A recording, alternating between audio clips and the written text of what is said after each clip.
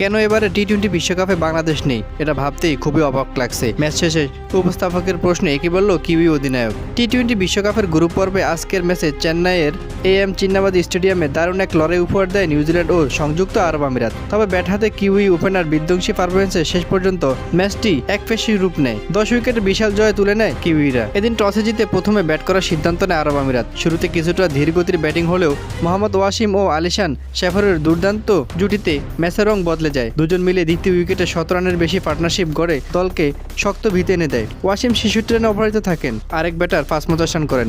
নির্ধারিত 20 ওভারে আরব আমিরাতের সংগ্রহ হয় 173 রান 6 উইকেট হারিয়ে, যা তাদের বিশ্বকাপের অন্যতম সেরা স্কোয়ার। কিন্তু এই চ্যালেঞ্জিং লক্ষ্য নিউজিল্যান্ডের জন্য যথেষ্ট কঠিন হয়ে ওঠেনি। ওপেনিংয়ে নেমেই ঝড় তোলেন টিম সিফার্ড ও ফিন অ্যালেন।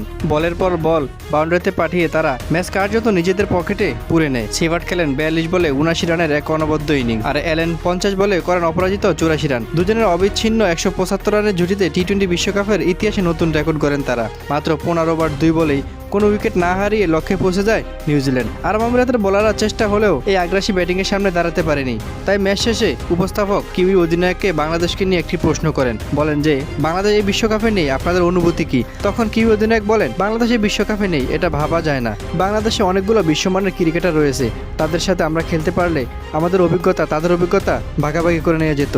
তবে এটা দিন শেষে মানতেই হবে যে বাংলাদেশ বিশ্বকাপে নেই।